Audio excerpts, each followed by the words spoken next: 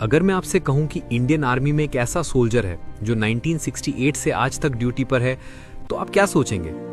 लेकिन रुकिए, वो सोल्जर 1968 में शहीद हो चुके थे। फिर भी उसकी सैलरी आती रही, उसे प्रमोशन मिलती रही, हर साल ट्रेन में उसकी सीट रिजर्व होती थी और चाइना की आर्मी, भारत की दुश्मन, उसके लिए मीटिंग में एक कुर्सी खाली छोड़ती है। आज भी ये कोई हॉरर स्टोरी नहीं है, ये कोई फिल्म नहीं है, ये इंडियन आर्मी का ऑफिशियल रिकॉर्ड है। 14,000 फीट की ऊंचाई पर -25 डिग्री में जहां सांस लेना मुश्किल है, वहां एक जवान की रूह आज भी पहरा दे रही है। उसका नाम है बाबा हरभजन सिंह। और अगले कुछ मिनटों में मैं आपको वो सब बताऊंगा जो शायद ये स्टोरी सुनकर आप इसे भूल नहीं पाएंगे। तो शुरू करते हैं शुरू से। 30 अगस्त 1946 पंजाब के गुजरांवाला जिले में एक छोटा सा गांव है सदराना। 1947 के पार्टीशन के बाद ये गांव पाकिस्तान में चला गया, लेकिन तब ये अनडिवाइडेड इंडिया का हिस्सा था। इसी गांव में एक सिख परिवार में एक बच्चे का जन्म हुआ, जिसका नाम रखा गया हरभजन सिंह। पार्टीशन के बाद उनका परिवार इंडियन पंजाब के कपूरथला जिले के कूकाराव में आ बसा। एक आम परिवार, एक आम बच्चा, गांव की पगडंडियों पर दौड़ता, खेतों में खेलता, गुरुद्वारे में माथा टेकता। हरभजन सिंह ने अपनी पढ़ाई अपने गांव के स्कूल से शुरू की। फिर उन्होंने पट्टी के डीएवी हाई स्कूल से मैट्रिकुलेशन कंप्लीट किया मार्च 1965 में। वो जमाना था जब देश अभी अभी 1962 के चाइना वॉर के जख्मों से उभर रहा था। हर घर में देशभक्ति का जज्बा था, हर नौजवान सोचता था मुझे भी कुछ करना है। और हरभजन सिंह के दिल में भी वही आग थी। फरवरी 1966 में सिर्फ 20 साल की उम्र में हरभजन सिंह ने अमृतसर में इंडियन आर्मी में एनलिस्ट किया। उन्हें ज्वाइन कराया गया पंजाब रेजिमेंट में, एक ऐसी रेजिमेंट जिसका इतिहास वीरता से भरा हुआ है। शुरुआत में उनका डेजिग्नेशन था सिपॉय, मतलब एक ऑर्डिनरी सैनिक। लेकिन इस ऑर्डिनरी सैनिक की कहानी एक्स्ट्रा ऑर्डिनरी बनने वाली थी। ट्रेनिंग के बाद हरभजन सिंह को पोस्टिंग मिली ईस्टर्न सिक्किम में, नाथुला पास के पास। और यहीं से शुरू होती है वो कहानी जो आज पूरी दुनिया जानती है। नाथुला को समझना जरूरी है। नाथुला एक माउंटेन पास है हिमालय में, सिक्किम और तिब्बत को जोड़ने वाला। समुद्र तल से इसकी ऊंचाई है करीब 14,140 फीट, यानी लगभग 4,310 मीटर। यहां का तापमान -25 से 30 डिग्री सेल्सियस तक चला जाता है। यहां ऑक्सीजन इतनी कम है कि नॉर्मल इंसान कुछ मिनट में बेहोश हो जाए। ब्लिजर्ड्स आते हैं बिना वार्निंग के, रास्ते गायब हो जाते हैं बर्फ में। और यहां एक तरफ इंडिया है, दूसरी तरफ चाइना।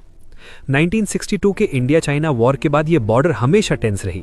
1967 में तो यहां नाथुला क्लैश हुआ था, एक डायरेक्ट मिलिट्री कॉन्फ्रंटेशन जिसमें दोनों तरफ के सैनिक शहीद हुए थे।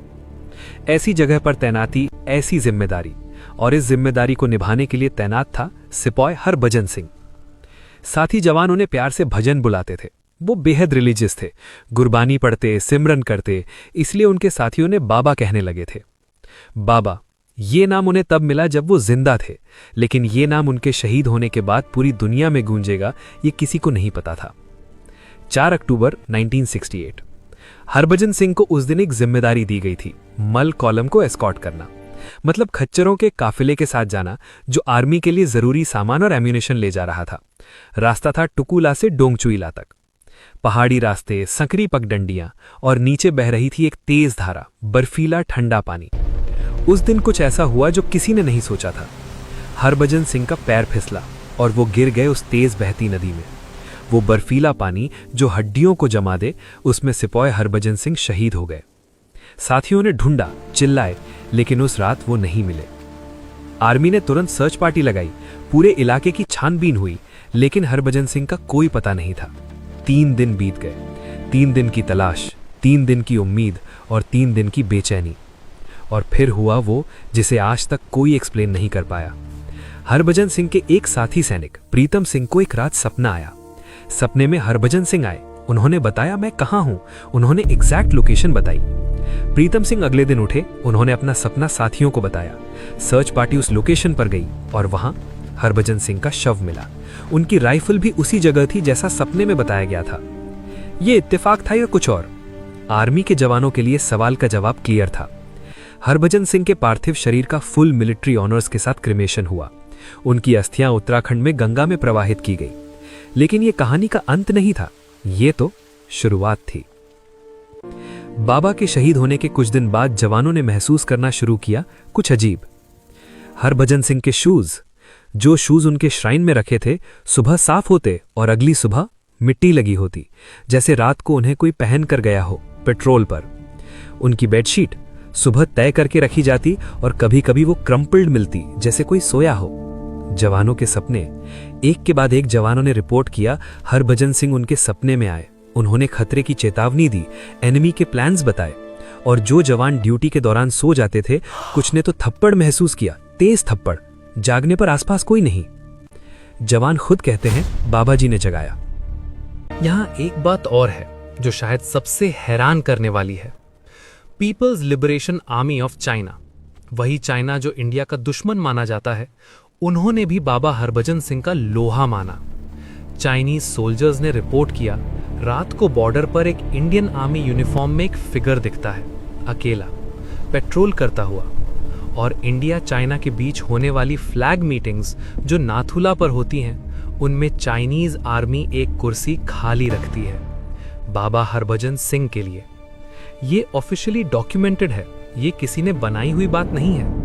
एक देश का दुश्मन भी जब किसी के सामने झुके तो समझिए उस शख्स की रूह में कितनी ताकत है।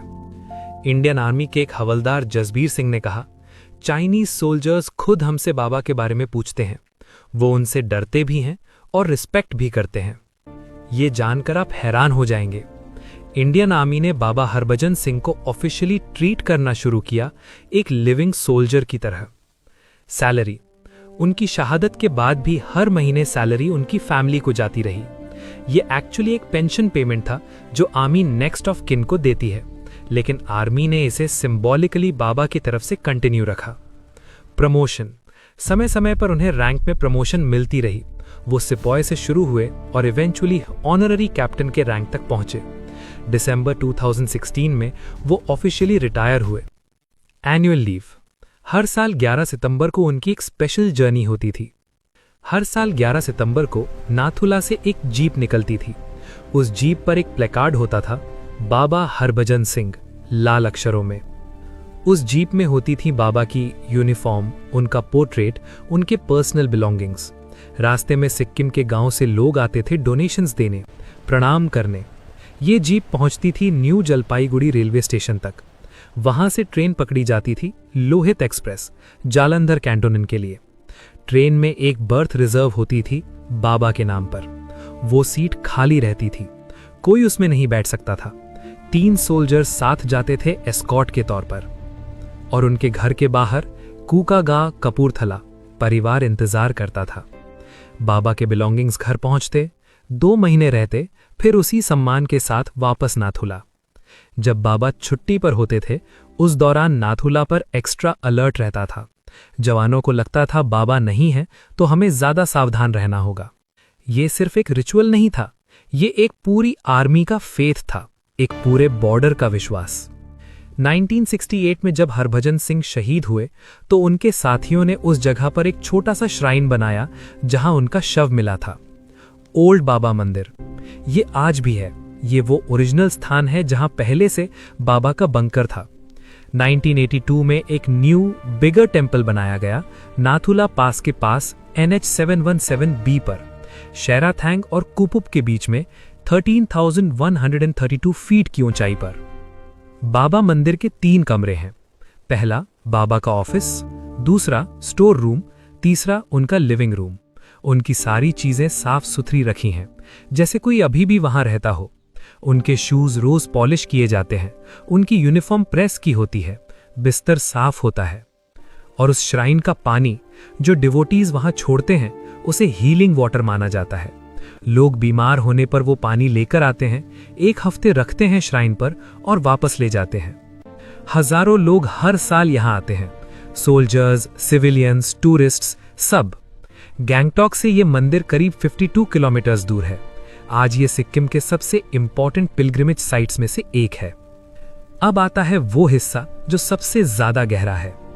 जवानों ने बार बार क्लेम किया है बाबा हरभजन सिंह ने उन्हें एनिमी अटैक्स की वार्निंग 3 दिन पहले दी, सपने में आकर, कभी आवाज में, कभी किसी और तरीके से। और ये वार्निंग सच निकली। ये डॉक्यूमेंटेड रूप से कभी प्रूव नहीं हो सकता, क्योंकि आर्मी इन्हें ऑफिशियली क्लासिफाइड रखती है, लेकिन जवान दर जवान, जनरेशन दर जनरेशन यही कहानी चली आ रही है। नाथुला पर तैनात हर जवान, चाहे वो किसी भी रिलीजन का हो, बाबा के श्राइन पर माथा टेकता है, क्योंकि उनका विश्वास है बाबा हैं तो हम सेफ हैं। एक सीनियर आर्मी ऑफिसर ने एक इंटरव्यू में कहा था, बाबा हरभजन सिंह हमारे लिए सिर्फ एक लेजेंड नहीं है, एक मोरल बूस्टर है। इतनी हार्श कंडीशंस में, इतनी आइसोलेशन में, ये फेथ ही है जो जवान को टिकाए रखता है। और ये बात बिल्कुल सही है। 14,000 फीट की ऊंचाई पर -25 डिग्री में अकेलेपन में अगर कोई ऊपर से देख रहा है तो वो फियर कम हो जाता है।